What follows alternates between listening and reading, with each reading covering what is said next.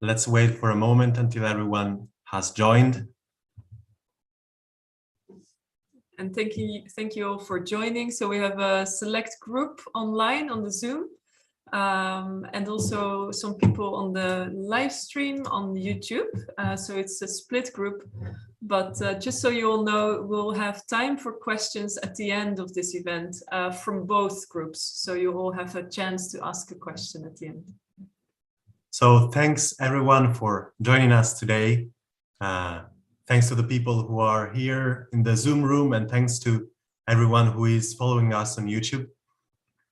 The Lighthouse Dialogues is a series of events organized in collaboration with Jamyang Buddhist Center, during which Vicki Mackenzie, author and journalist, interviews spiritual lighthouses, experienced contemplative practitioners whose wisdom and compassion could function as a beacon of light and understanding for our society.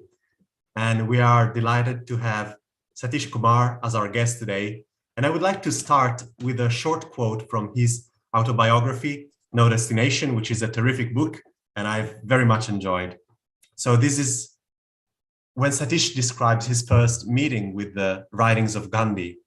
And he says, what Gandhi was saying was that religion is not religion if it does not help to solve the problems of the world, here and now.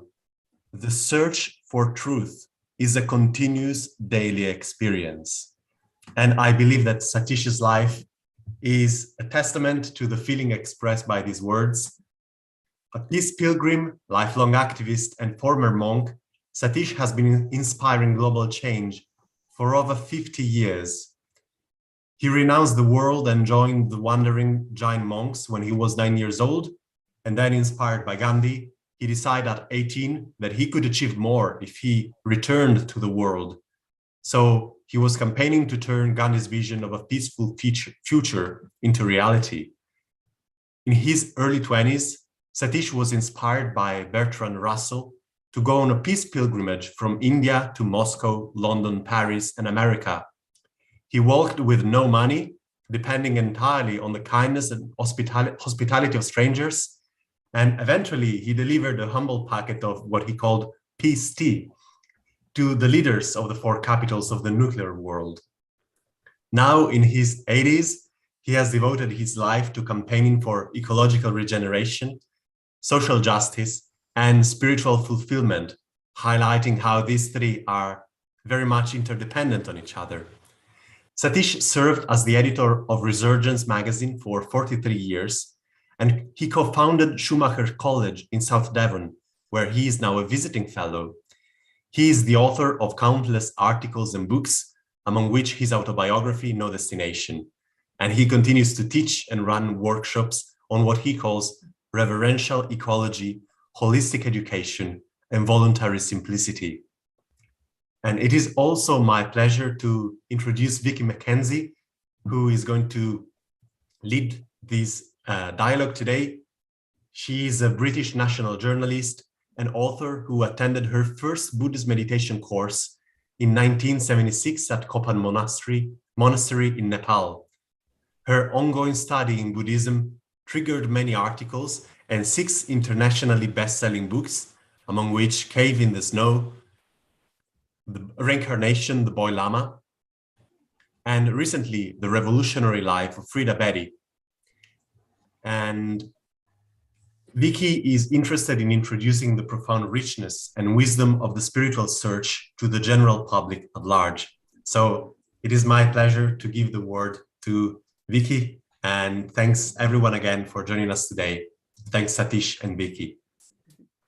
Over to you. Okay, thank you so much, Marcus, for that wonderful introduction to Satish and myself. You managed to sum up beautifully some of the real splendors of Satish's life, which has been a mixture of the most extraordinary adventure and spiritual depth. And so what I'm going to try and do in this interview is to try and bring out both sides of Satish's life and yes, and how they have kind of segued together. So as you've pointed out, Satish has been a trailblazer, really, in what is now a kind of global movement of, ecological consciousness and care for the planet. With his work, with his Schumacher College, the resurgence, and he actually started a school at one point called the Small School, which was really touched me, because it was like not just going for the big comprehensives, but the importance of the village school.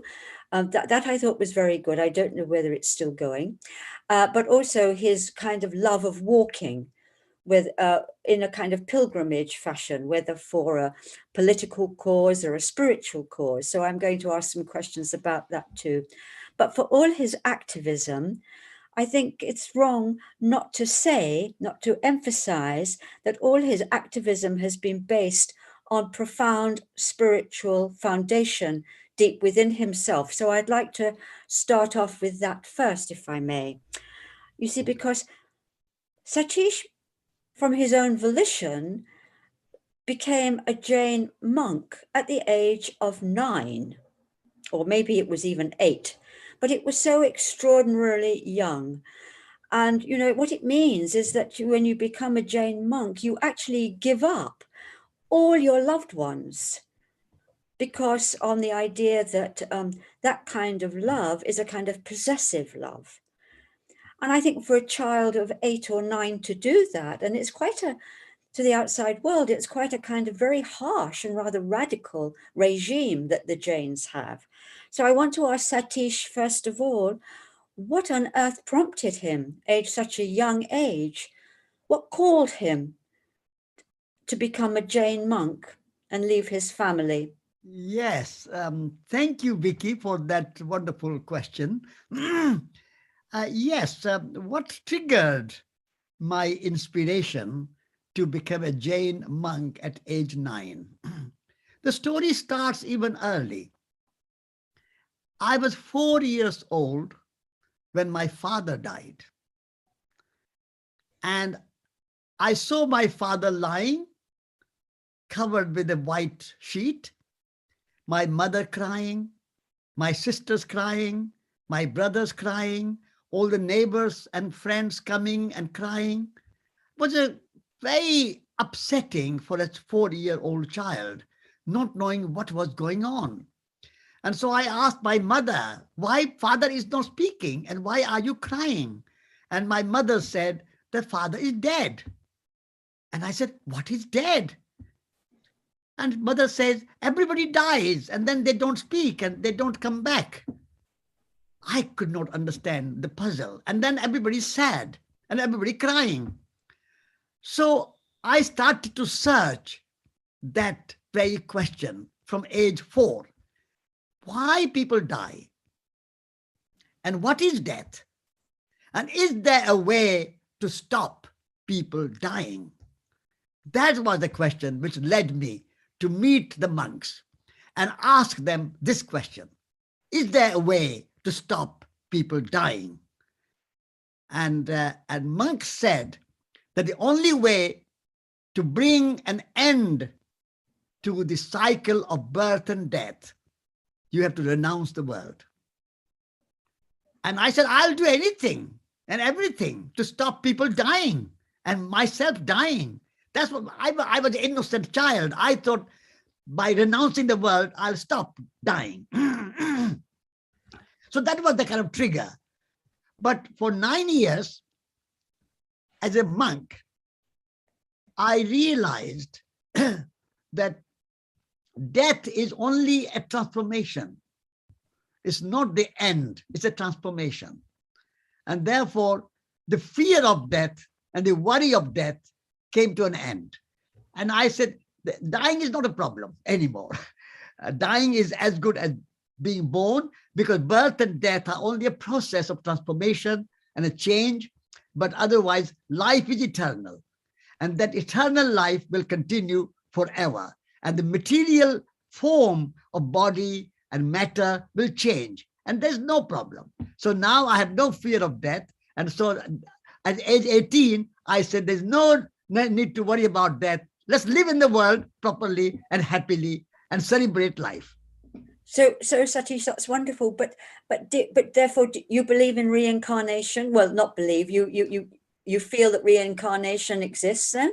I mean, reincarnation is a kind of mystery. Yes, it exists, but it is not something we can grasp by our intellect or by our reasoning.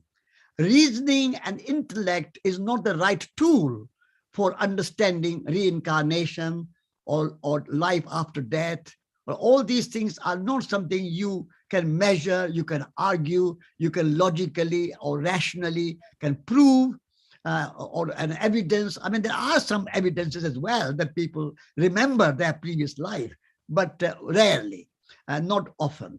And so yes, there is a reincarnation. Life continues, but this is not something that we have to prove by our rational and logical and intellectual thinking. We have to just feel it. Sometimes you know more by not knowing exactly and rationally and intellectually. So yes, I mean, in the Buddhist tradition, the Dalai Lama is always reincarnation, and the Buddhist monks go out and find where the previous Dalai Lama is born now, and they find. And not only the Dalai Lama, but all lamas are reincarnated. So this is something you have to feel it, you have to understand it in your consciousness, rather than think that we can prove it logically and rationally. Lovely. Well, going back to your time as a Jain monk, it's both wonderful in its non-violent basis, isn't it? They really believed in non-violence in such a way that they sweep the ground before them so they don't tread on insects, and they wear masks so they don't breathe in any organisms, and they have their hair plucked out one by one, which must be so painful. How did you deal with that kind of austerity as a child? Yes, I did deal with austerity and hardship with pleasure, because I took it voluntarily. It was not imposed on me. I knew that by accepting pain, suffering, difficulty, and walking for 9 years, I was walking without shoes, hot, cold, whatever the season, and I was begging for food. So I will not cook, I will not grow, I will just beg, and only once in 24 hours that you eat, otherwise no breakfast, no dinner, just lunch. So that kind of austerity, as you already mentioned, was accepted by me. So for 9 years, I accepted. and when you go through austerity and a kind of simple life, you become more resilient. And you become more strong in your heart, in your mind, in your spirit, in your consciousness, also in your body. So that gave me more resilience and fearlessness. And I felt that by going inwards and cultivating my wisdom and cultivating my spirit of compassion, of generosity, of love, of a sense of beauty in that kind of spiritual life, all those things were part of my search. And therefore, this was not a problem. Austerity was all voluntarily accepted, and that made me strong. Lovely. And were you happy? I was happy. I was happy with the austerity, and I was happy with all the kind of difficulties of physical difficulties. But where I found unhappiness when I was 18 years old, that I was feeling very isolated. That's where the unhappiness came. I felt that I cannot I feel that I'm a superior, I'm higher, and all the people who are in the world are somehow living in a sinful way, in a kind of bad way. The world is a dirty place, world is a sinful place, world is a trap, world, I'm liberated. And that made me feel kind of bad. And I thought, that's very superiority, sort of complex, and I am freeing myself from the sinful world. So how to live in the world with compassion, with love, doing ordinary things, but with a different consciousness. That was the inspiration coming from Mahatma Gandhi, that I felt unhappy And so I decided to leave the monastic order. Yes, because that struck the quote that Marco read out was one that I've actually written down too as a kind of turning point, that religion is not religion if it does not help. So if it does not help solve the problem of the world. I thought that was a very interesting to move from the small community of monasticism out into the world activism. This was your transition. So you did your big walk. I've read your autobiography too, and I like it's a wonderful book, and very exciting too, because it's like you dared to do what seems to be the unthinkable, which is to walk from India to Moscow, Paris, and then over to London, and then to get to America to deliver these packets of tea, and to actually get these big nations, the presidents of all these countries, to actually sign the nuclear test ban treaty. It's an incredible thing. Now, your guru gave you he said he would give you the protection of two things. I think it was to travel without money and to travel, was it without accepting lifts from anybody? That's right. So that was very brave. Were you frightened when you set off without money? I mean, I was a little bit anxious because going through unknown countries, unknown languages, unknown people, going through Muslim countries, Christian countries, communist countries, capitalist countries, mountains, deserts, snow, rain, and going without money and being vegetarian and walking, it was challenging. But then what I said to myself, stop thinking about next day even, or next country even. Just live by the moment. And every moment became very different. Because when you worry, you anticipate problems. But when you stop worrying and don't anticipate problems, if the problem comes, it's not so big. Because you have imagination, you have resilience, you have compassion, you have a creativity, you can solve the problems. No problem is big enough which cannot be solved by human imagination and human courage and human creativity. And so I stopped thinking about unknown countries, unknown languages. How am I going to survive tomorrow? I said, what is happening today? And today, every day was amazing. People were giving me food, people were giving me shelter, people were giving me hospitality. And so I was every day amazed. And even if sometimes I did not get the food, then I said, oh, this is a good opportunity to fast. Because as a monk, I knew how to fast. I ate only once a day. But even if I had to go without food for 24 hours or 48 hours, so what? So I'm prepared to fast. So I took that opportunity as a fast. And then if I had to sleep under the stars, outdoor in the desert where there are no villages, and in the mountains there are no villages, you have to walk and walk and walk, and nothing there, no habitat. So I said, I'm sleeping under the stars, and this is my 1 million-star hotel. Who cares for 5-star hotel? And so taking that, taking problems with a positive spirit and accepting them, like as a monk, I accepted hardship and austerity. Because in the same way, I was trained to accept hardship and austerity, even when I was walking around the world. That's right. That's right. I mean, what impressed me so much was that you managed without money. And we're so obsessed with money in this day and age, aren't we? And we keep thinking we want more and more. Yeah. And that we're not going to be secure without money. I mean, this is probably a silly question, but I wondered, do you think that the world could exist without the money? Do you think it could? Do you think we could without this kind of total obsession we've got with money and the security of money? Yeah, I mean, we are a bit over obsessed about money, and we do everything for money. We think money is the master. Money is the savior. That I think it's wrong.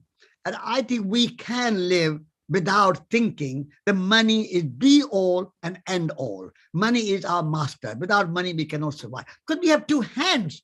We can grow food. I grow my food. I've been harvesting potatoes yesterday and this morning. And I grow food. I can build houses. I can make clothes. I can make furniture. I can make pottery. I can make things. I have a brain. I have imagination. So people underestimate their potential. People underestimate their capacity. They have become so impotent and so kind of dependent on money that they think they cannot survive. But I say, do whatever you want to do with love and for love and not for money. Money is only a facilitator. Money is only a means to an end, means to exchange. But if you just work for money, that's the human life is too valuable and too precious to waste just to earn money and pay the bills. You need to have a greater, bigger vision and bigger ideal for life. And so I have lived not only during those 2.5 years, and that I lived without any money. I did not touch even money. And people gave me food. People gave me shoes, people gave me haircut, people gave me clothes, people gave me everything. So I survived without money, and I trusted that people will give me money. I survived on the hospitality and kindness and generosity of strangers every day. And when these women who gave me packets of tea, they asked me this question, that you have come from India without any money. How do you survive and how do you eat? They could not think that how one can eat without having money. And I said, people give us food. People ask us, do you want some food? And she said, oh, yes, is that true? Can we offer you some food? Are you hungry? I said, yes, it's lunchtime. And she was working in a tea factory. And so I said, anytime it's tea time, we will. So that's how we came. And we went into the tea factory and she gave us food.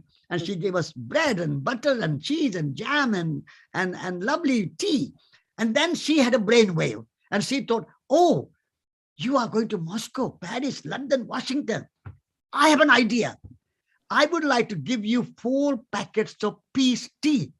Please give 1 packet to our premier in the Kremlin, 2nd packet to our president of France, 3rd packet to the prime minister of England, and 4th packet to the president of the United States of America. And please tell them to drink a cup of peace tea when they have a mad thought of pressing the nuclear button. Can you imagine that having, if I had money, I'll buy my food, I'll never meet these women to give me a packet of peace tea. And that gave me a mission to go to the Kremlin, go to the White House, meet the leaders of the government in Russia and America and France and England, and tell them that here's a packet of peace tea. And please remember the message from an ordinary woman in a tea factory by the Black Sea in Georgia. That would have never happened if I had money in my pocket. So the experiences I got by walking, and this was the height of Cold War. And therefore, people were very interested in peace, very interested in nuclear disarmament. And therefore, somebody making a pilgrimage for peace without money, that inspired them. So I think having no money was a great asset for me. If I had money, I would not have all that experiences which I had. So I thank my teacher, Vinoba, who gave me this idea that go without any money. Yeah. I tell you, that was the biggest decision and the best decision and the most important decision that I made, to go without any money for 2.5 years around the world. How much money I would have needed? If I had money, it would have been thousands and thousands of pounds, and it would still not be enough. And hotels and restaurants and all that. And I was completely free. What people gave me, I ate. And whatever people gave me, the bed, I slept. And I just kept walking. So free. So freedom from money was the greatest freedom for 2.5 years. Thank you. That's wonderful. Now, you have been based the Jain message and Gandhi's message, and the message that you have carried with you all these years is of non-violence. Very, very big in your life. Yeah. But can it actually work? Now, just bear with me for a second, because it seems that human beings have got built into themselves for some reason, this kind of, if they want something, this is what's happened with Ukraine recently, they just go and grab it by force. They grab it by force. People grab people by force if they want it. That's the rapes of the world and so forth. We have been invading each other's countries since time began. You want this bit of land, you go out and grab it. Have you got any answer to what can stop people just grabbing things by force for what they want? How can we get this? You know, it's a kind of a desperation. Often the country is hungry and they think if they grab the next country, they can get the food that they want from the next country. Yeah. This is Vicki, there are two answers to that question. Number one answer is, of course, human psychology, human nature is a mixture of love and hate, violence and non-violence, love and hate together. So we are a mixture. Like in the garden, you have a garden which is a mixture of weeds, flowers, herbs, vegetables. Always there'll be weeds. But what attention do you put on? Do you put and cultivate more weeds, or do you cultivate flowers, herbs, vegetables, and fruit? So we are gardeners of life. Of course, there is a violence in our psyche, but we always diminish and discourage as much as we can, like we discouraged weeds and put the weeds on the compost so that become again soil. But we cultivate and encourage and water and compost fruit and vegetables and flowers.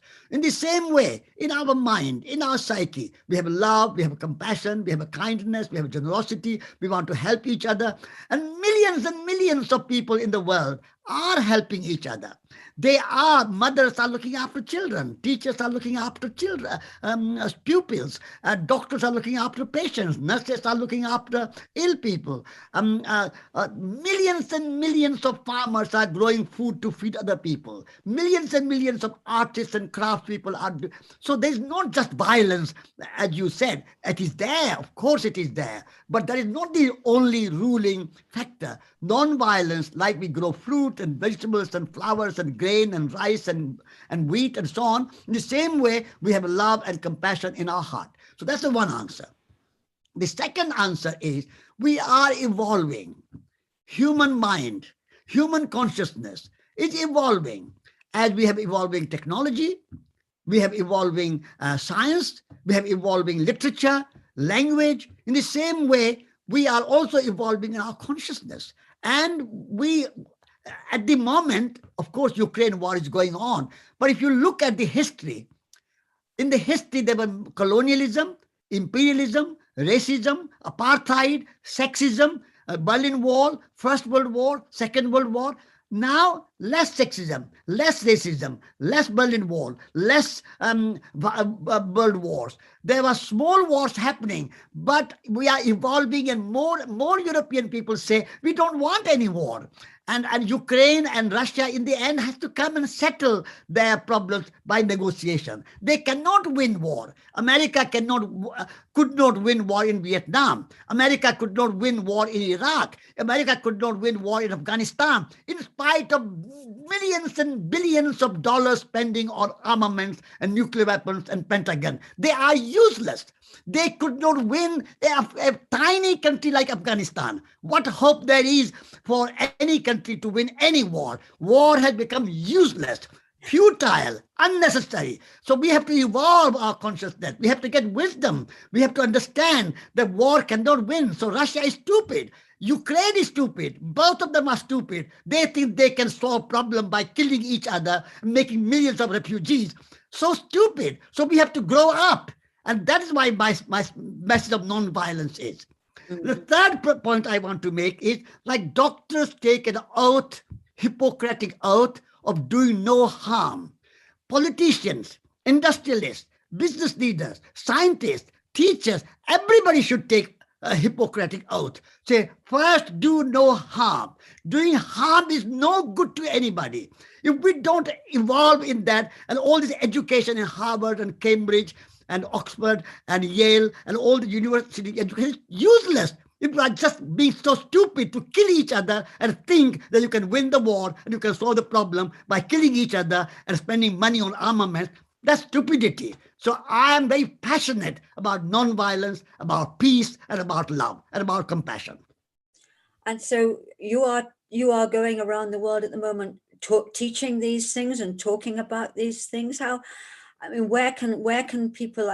I agree with you that I think that we are evolving. I also feel like that, but I just wonder, you know, with people wanting to get with the I don't just mean the Russian oligarchs, but more and more people wanting to be rich. You know, it's such a temptation to think that the freedom, the great divide between the haves and the have-nots doesn't seem to be getting any better, Satish. It seems to be getting worse, with more people having, well, with a few people getting more and many, many more people having less and less.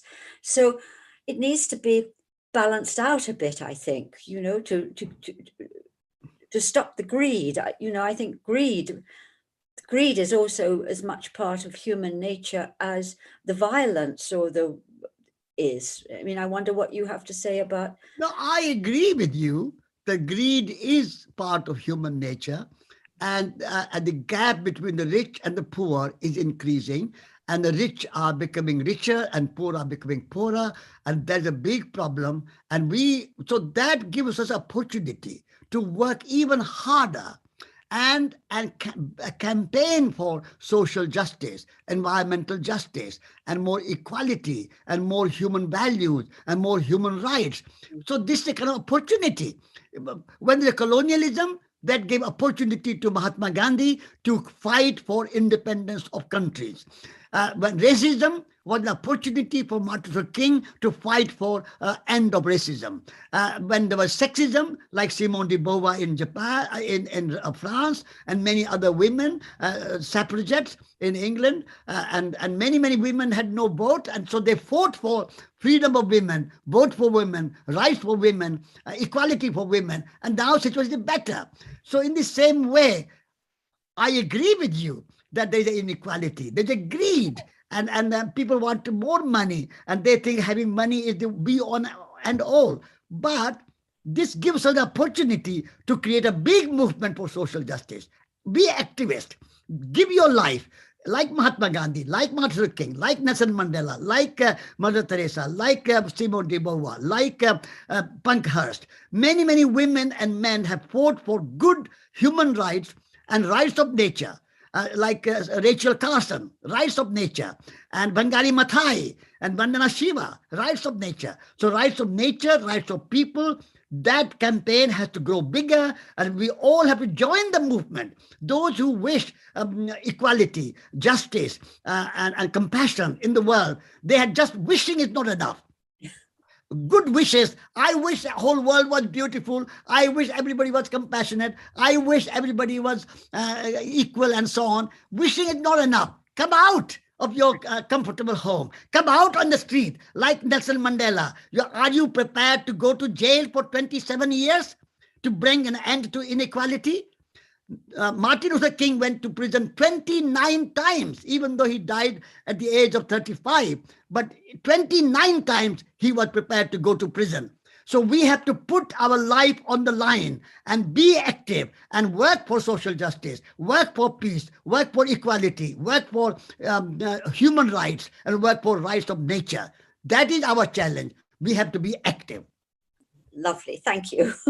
Now, you have a love affair with nature and the land. This is very clear from your books and how you speak, and Schumacher, you know, small is beautiful, and all of that. And so you seem to feel that humans can be almost redeemed by nature, and that nature and spirituality are one. I wonder if I've written a little note here that, do you think that union with the divine is possible through nature? Yes. Simple answer is yes. because nature is divine. According to our Hindu philosophy, God and nature are not separate. God or Brahma, Vishnu, Shiva, Isha is in nature. And nature is our teacher. Look at the soil. Soil, earth, is so forgiving. Even the Buddha, when Rahul, his son, asked the Buddha, Father, you are the world teacher. Who is your teacher? Buddha touched the earth, called Bhumi Sparsh Mudra, touch the earth posture. And he said to his son Rahul, earth is my teacher. Soil is my teacher. Earth and soil are so forgiving. We dig it, we tread on it, we build on it, and yet when we put one seed in the ground, it gives you 1,000 fruit of apples or oranges or bananas or grain. So earth is generous, and earth gives its love and compassion unconditionally.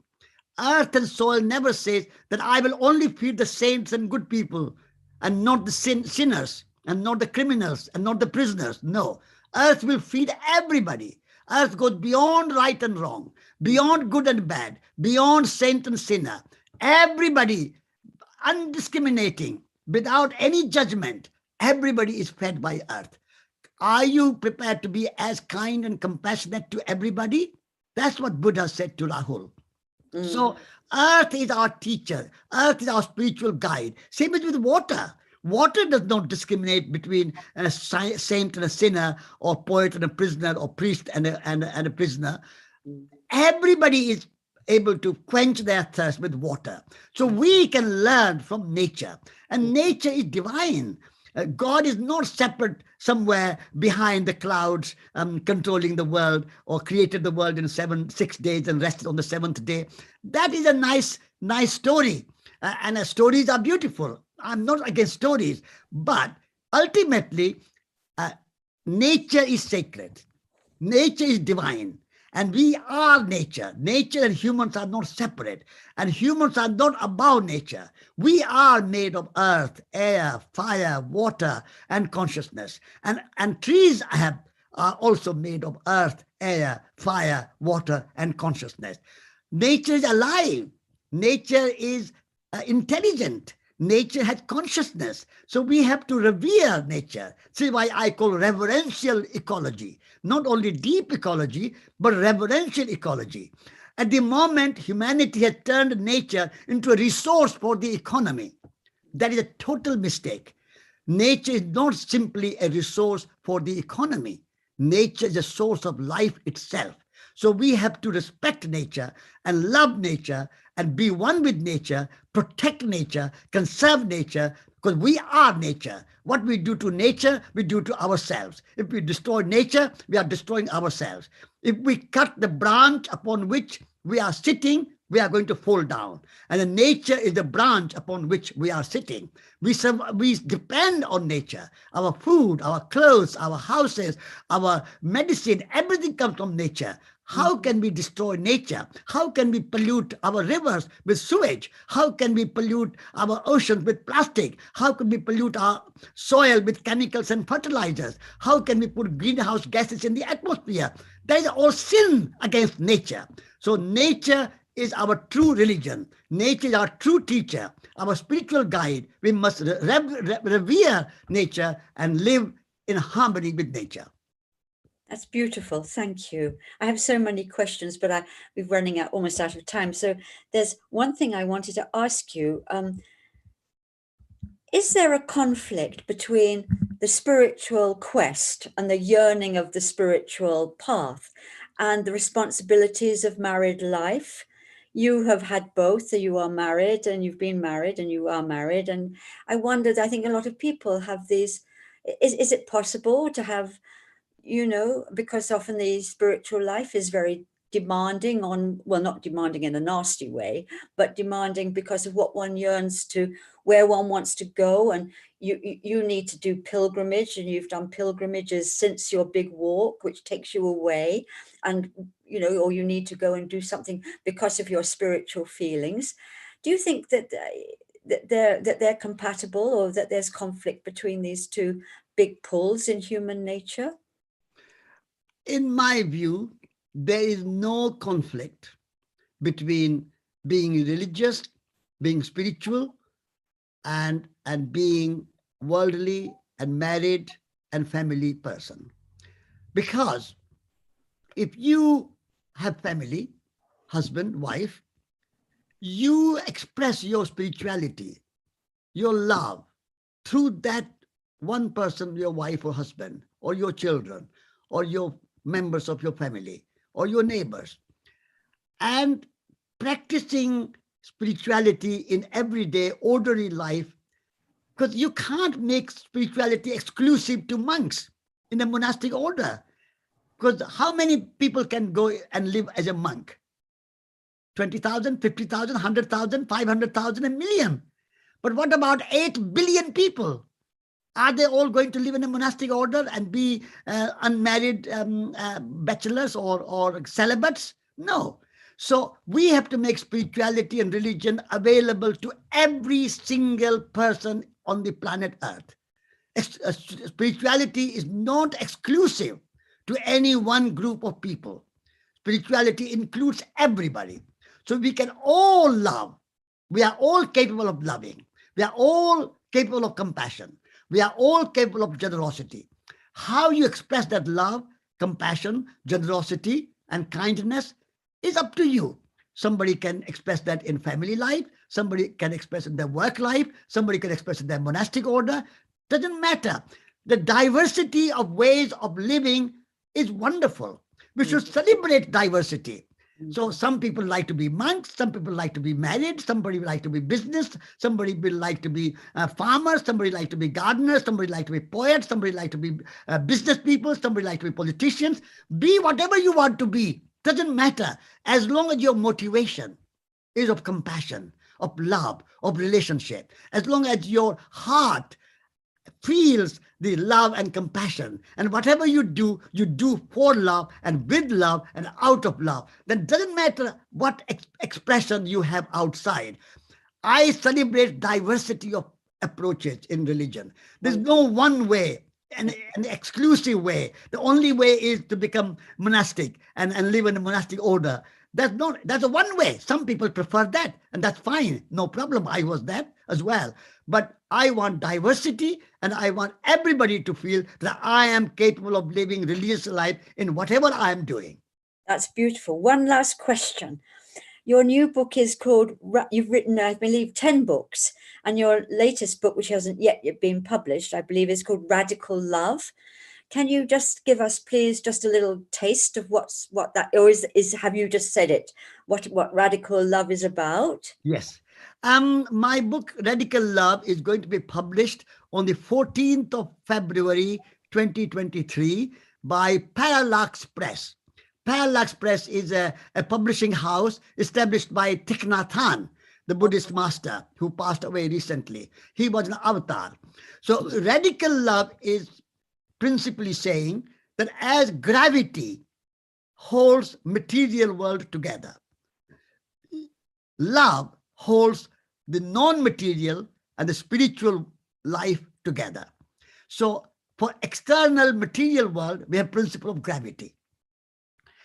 For the internal world, for the motivation and for intention and for spirit and for relationships, we need similar principle like gravity, and that principle is love.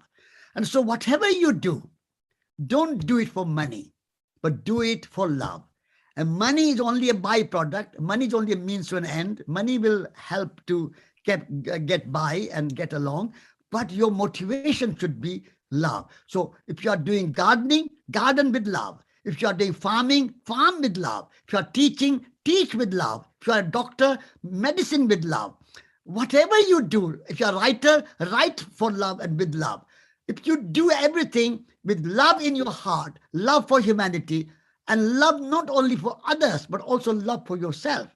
You have to love yourself as much as you love others. And you have to love others as much as you love yourself. So love does not stop others with others. Love also begins with yourself. So love yourself, love your friends, love your family, love the world, love your work, love everything. So love is the organizing principle of all our lives. That's the fundamental radical love. And read the book. It will come out in February 2023. Thank you, Satish. I think I've been hogging you for three-quarters of an hour, and I still have some more questions, but there's no time. But just wonderful, wonderful answers, and it's been a real joy to talk to you, and I really thank you so much. Thank you. Thank you. You're very good questions, and I'm delighted to have this dialogue with you, Vicki. Thank you. Back to you, Sajda. Thank you so much, Satish and Vicki. This was really wonderful to listen to and to behold for us all. We are opening the questions, so it's in the Zoom room, but also on the live stream. So if you have any questions, I know the live stream is a little bit delayed, but for the people here in the Zoom room, maybe to start with, please raise your digital hand, which you find under the reactions button, or you can just write your question here in the chat box. And while we're waiting for questions, I can start with the first question, which really struck me, Satish. And it's really about a balance between contemplative practice or meditation and retreat and all these aspects of a spiritual life and activism. And as I said to you before, when we met on Zoom before this interview, I think you're kind of an embodiment, the ideal embodiment of this balance, because you have both. You have that contemplative aspect very strongly, as well as that very activist side as well. And my question is, did you ever have problems with finding that balance? Did you ever find like that maybe sometimes the activist side takes over? Because in a way they're opposites, right? Like activism is going out into the world, trying to be as as engaged as possible, change things and so on. While contemplative practice is very much going inside and trying to actually withdraw a little bit from all the worry called thoughts. Yes, Saida, yes, I have been through the kind of tension between meditation or action. And sometimes I'm more drawn to meditation, and I don't want to go out and do anything. Just I want to be at peace and be silence and meditate and be happy and spend my time there. And then other side of me calls for action because suffering of the world. So the compassion in my heart, I can't just retreat to myself in my meditation when I see so much suffering, so much pain, so much misery, so much hardship out there. And so I get drawn to be an activist. So what I have found is that we need both. We need both in equal measures, because without contemplation, without meditation, without being mindful and heartful in your personal life, without happy within yourself, without contentment within yourself, you have a kind of craving for achievement and a hankering for achievement. And then when you don't achieve something, you get disappointed. So in order to avoid that disappointment, in order to avoid that burnout out of activism, that you need to have this contemplative, spiritual way of life, so you can meditate and you can be detached and you can be engaged but detached and do your service out of compassion, out of love, without any craving for desire for achievement or results or outcome. And that helps me by being contemplative and meditative and spiritual. So I think these two balance very well. And I have found that my happiness and my joy in helping others and working, being an activist to reduce the suffering in the world brings me joy, because I'm doing it with detachment and I'm doing it out of compassion and not out of desire to achieve something. achievement is in the hands of the universe. Only thing in my hand is my action. So I act and act and act, and I leave it at that. That sounds very wise. And I'm reminded of the Mahabharata, I think, and the role of Shiva there, who talks about action as being non-action. It's very beautiful. Yeah. Thank you, sister. Thank you so much. We have a question from Alison. Alison, would you like to unmute yourself? Certainly. Thank you very much, Satish, for such an inspiring interview. I've really, really enjoyed it. And Vicki. I live in Somerset, in Frome, where we're developing a centre to promote kindness. We had a kindness festival earlier this year. We're involving young people in programmes in kindness in schools and things like that.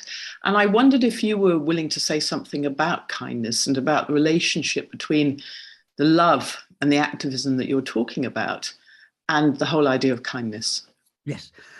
Kindness is everything. When you are kind to other people, you are happy. When you are cruel or unkind to other people, it brings you unhappiness. It doesn't harm or hurt others as much as it hurts you when you are cruel.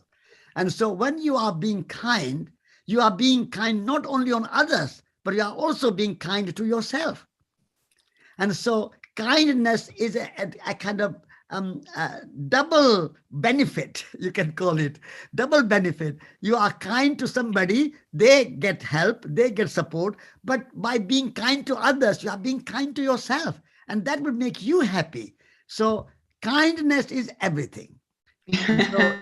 So I'm delighted that you are organizing a festival of kindness, and wish you very best and every success. And I think if we can learn to be kind, we will be happy. Happiness will not come from more money or better job or name or fame or prestige or power or anything else. Happiness will come through kindness. Thank you very, very much. Can I ask just one follow-up question? So if you were asked to talk about the relationship between love and kindness, what would you say? Yeah, love is acceptance of whoever it is that you are in love with. Love of yourself, you accept yourself who you are, rather than being judgmental, say, I'm not good enough, I want to be somebody else, I want to be like that person. That kind of expectation you drop. You drop all expectations from yourself and from others, and accept other people and yourself as you are, who you are. And everyone is a divine being. Everyone is themselves. It's wonderful that everybody is different, and they should be different.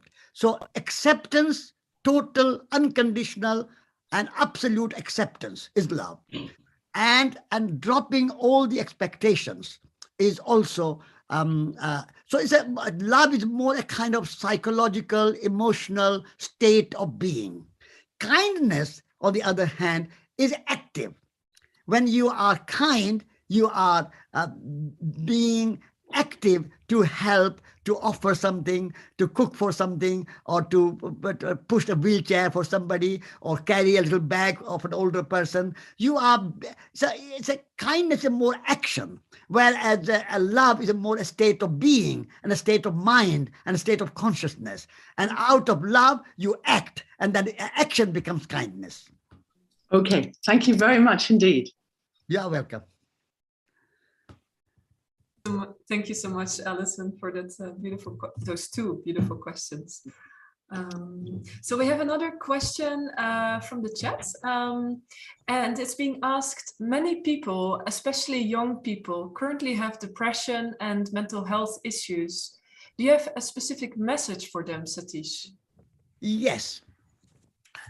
Young people are under pressure. It's the pressure from parents, pressure from adult society, that they have to achieve, they have to get a job, they have to be successful.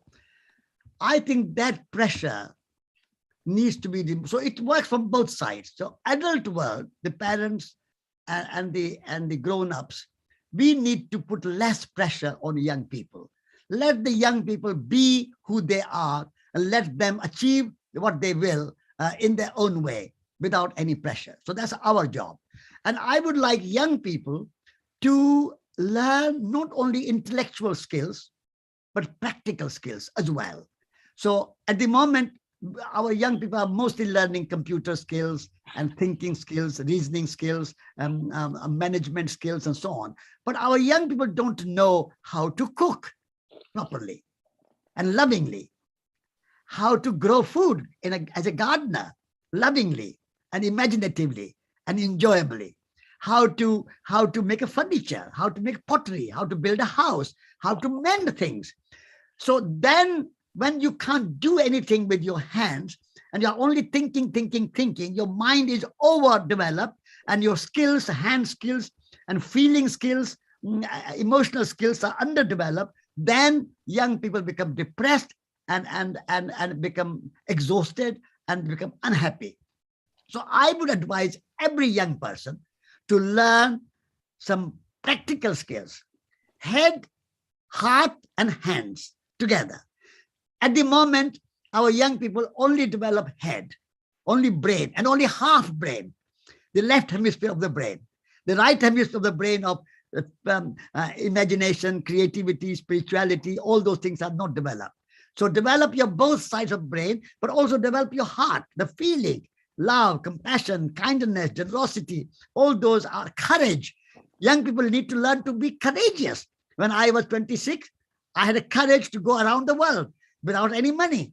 So courage is the remedy for young people's exhaustion and depression and a kind of frustration. So develop your heart qualities, but also develop your hand qualities. Make something. When you are a maker, you feel good about it. I made it. I wrote the poem. I danced. I sang. I did something with my hand. I grew my food. I cooked my food. So you feel more satisfaction and more joy. Sending emails and having kind of computer skills and so on are all fine, but they don't bring you the kind of joy and happiness you have when you have made something with your own hands. So dancing, singing, writing, poetry, gardening, cooking, woodwork, anything you can do, art and craft, that is hand skills. So head, heart, and hands. I want young people to develop those three and they will have less frustration.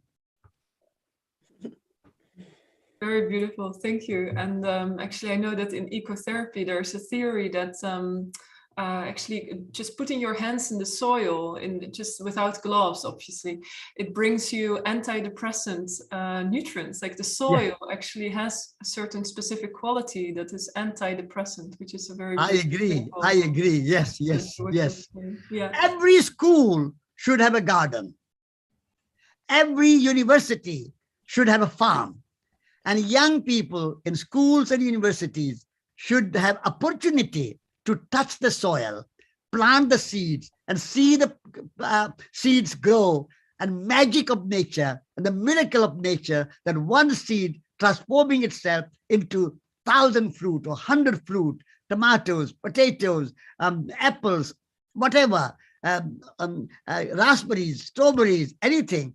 That experience will make young people less depressed. Thank you so much. Thank you. That's beautiful. And I have the experience that taking care of plants, actually, it's one of the best ways to learn how our love is a fundamental ingredient of, well, something growing and flourishing, and that soil and air and light are not enough if we don't put that loving, caring, attentive kindness.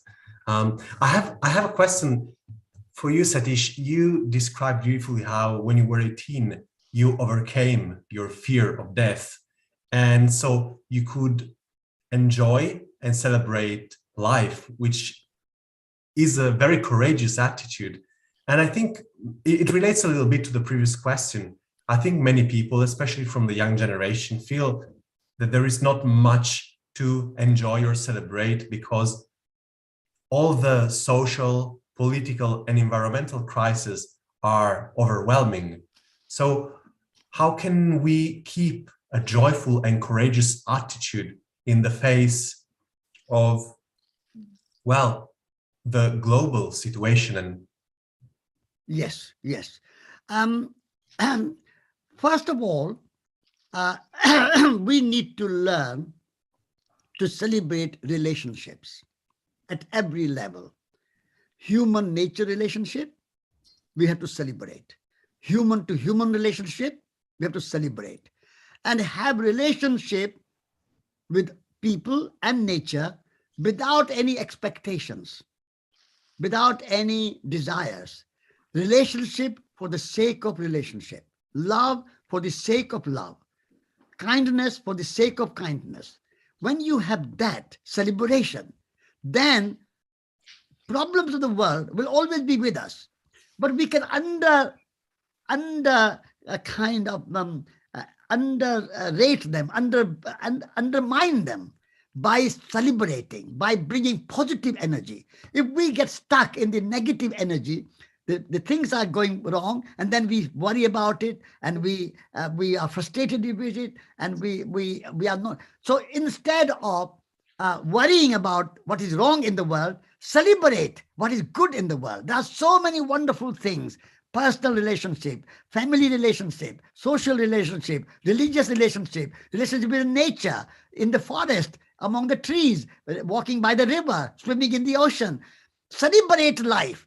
That is the antidote to all kinds of problems that we have today. Love is the answer to all your questions. Thank you very much, Satish. My pleasure. Thank you for inviting me, and thank you for this wonderful session, and wish you best of luck with everything you do. Thank you. Thank you very much, Satish. Very, very grateful. And thanks to you, Vicki, as well, for moderating the dialogue. It was really wonderful. And thanks to all the participants in the Zoom room and in the live stream on YouTube. And we'd like to conclude by inviting you to visit our website, scienceandwisdomlive.com. And if you wish to sign up to our newsletter, we will share occasional news about upcoming events, podcasts, and YouTube videos, dialogues, and interviews. And e-learning, we are soon to launch our first e-learning course. And our next upcoming event will be in October, and it will be a day-long conference with scientists and contemplatives about the nature of consciousness and how to work with it using meditation and contemplative practices. So thanks again to everyone. Thanks to Vicki and Satish. It was a pleasure. Thank you, Thanks and so goodbye. Thank you. Goodbye. Goodbye. Have a great day, everyone. Bye-bye. Bye. Bye-bye. Bye, everyone. Thank you so much. Thanks, Vicki. Thank you both for organizing it and doing the business. Very helpful. Very happy to. Bye-bye. Bye-bye. Many thanks.